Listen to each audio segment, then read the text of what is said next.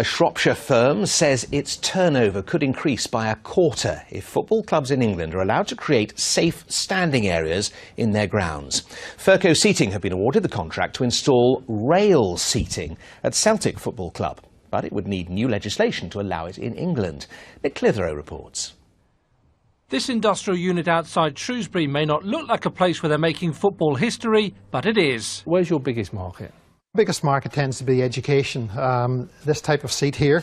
Ferco Seating are soon to embark on their most groundbreaking project yet, because next summer they'll install more than 2,500 rail seats at Celtic Park in Glasgow. That will allow a section of the 60,000 crowd to stand to watch football once again. Michael, what exactly is rail seating? Well, a rail seat is essentially a seat within a barrier.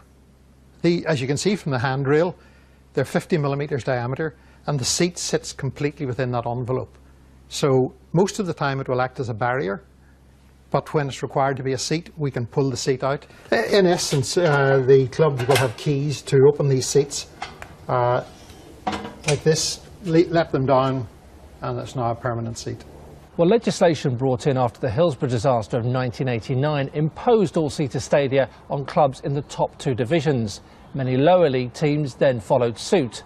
But now there's a growing clamour from supporters and even the clubs themselves for a change. A section of Ferco's rail seating was installed at Bristol City last year to help supporters and clubs argue their case to government about introducing legislation to allow safe standing. If they were given the choice, most of the information we have at the moment is most Premiership and Championship clubs want to. Our assessment of the situation is that there maybe be a 25 or 30% increase in our turnover, and that would turn into, additional employment opportunities for our people as well.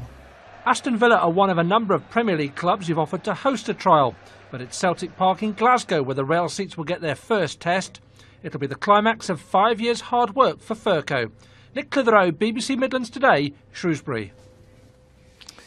Well, our sports reporter Dan Pallett joins me. So, Dan, can we expect the return of standing areas at all our football grounds? I think this is a really interesting development. There's a long way to go before we have it throughout the country. In Germany, it is used extensively. In fact, Ferco themselves have installed those rail seatings at Stuttgart and Hoffenheim. They have standing areas for domestic games, and then they go back to an all-seater stadia for European and international games. Back in England, the Football League is lobbying for a change, and there is a real groundswell of opinion that wants to see it back. The Birmingham MP, Roger Godsiff, is among them. And David Gold, who used to own Birmingham City, now at West Ham, he's in favour. But remember, in Germany, they didn't go through the Hillsborough disaster and all the emotion and controversies involved.